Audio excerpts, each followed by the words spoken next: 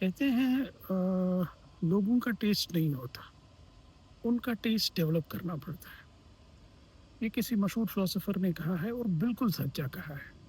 और ये सारी ज़िम्मेदारी हमारे लीडर्स की होती है, जो हमारे स्टार्स होते हैं, जो हमारे फिलोसोफर्स होते हैं, जो हमारे बहुत बड़े लीडर्स होते हैं, उनकी ज़िम्मेदारी होती है लोगों में टेस्ट डेवलप करना। लोगों के पास टेस्ट नहीं होता। दिस थिंग वाज़ फाइन, आपके पास टेस्ट नहीं, आपका टेस्ट डेवलप करना है। तो लेकिन जब with advent of the capitalism ने इस बात को कुछ ज़्यादा ही सीरियसली ले लिया। एड कंपनीज़ ने इसको ज़्यादा ही सीरियसली ले लिया। टीवी होता है, टीवी में बीच में 15 एड्स आते हैं, हम देख लेते हैं। हमारा टेस्ट डेवलप हो जाता है, ये बात भी ठीक थी।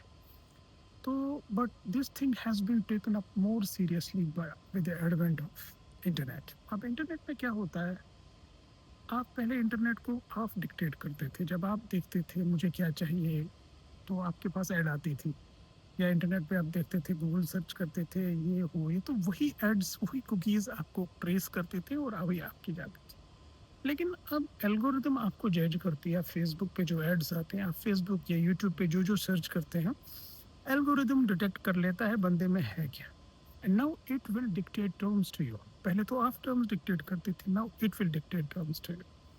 तो इन शॉर्ट एक परसेप्शन मैनेजमेंट होता है। आपको ये कहा जाता है, यू आर नथिंग। जब तक आप के पास विल था और आप डिसाइड करते थे कि आपको क्या चाहिए, तब तक ठीक था। तब तक तब तक ठीक था। लेकिन अब ये होता है, algorithms specially Facebook, Instagram, Twitter वगैरह, इन चीज़ों, यूट्यूब, इन चीज़ों की जो एल्गोरिदम्स है वो आपको ये बता रही है इनडायरेक्टली, सटल वे में, they are, it's a satire, it's a satire on us, on humanity, the free will of humanity. Forget about free will, जो पहले डिस्कशन चलता था, free will and determinism. Here आपकी कोई विल ही नहीं है। आपको एक यहीं से बोला जाता है कि please don't mind my words, कि आप बेवकूफ़ हो। हम आपको टेस्ट दिलाते हैं, हम आपको बताएं आपको क्या खाना है, क्या सोना है, क्या पीना है और क्या सोचना है। Irony is that the biggest tragedy is that now they decide what we have to think and how we have to think. आपको एक ऐड आता है कि भाई ये मूवी है, आपको फोर्स फीड किया जाता है कि नेटफ्लिक्स का ये सीरीज देखना है। एक ऐड आता है और मैच चल रहा है, सॉकर चल रहा है, फुटबॉल चल रहा है, क्रिकेट चल रहा है। ये आपका दुश्मन है, ये आपका दोस्त है। आपको ऐसे रिएक्ट करना है प्रॉब्लम को, आपको वैसे रिएक्ट करना है। इन शॉर्ट, परसेप्शन मैनेज किया जाता है, आपकी थॉट्स को मैनेज किया जाता है। You are nothing more than a machine. जैसे वो पहले ज़माने में सीडी प्लेयर्स होते थे, एक सीडी डालते थे, वही कुछ बोलते थे जैसे वो उनको बोलना होता था।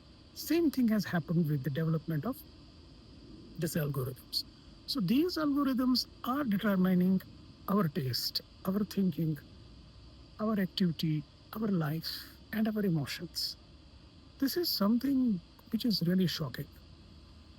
इसमें ह्यूमैनिटी कहाँ इस पे रिएक्ट करेगी, क्या नहीं रिएक्ट करेगी, how we have to think on it. तो क्या सोशल मीडिया हमको डिटरमाइन करेगा कि what we have to think? जब तक सोशल मीडिया कनेक्टिविटी का मसला था तब तक प्रॉब्लम नहीं थी। तो social media has crossed that limit.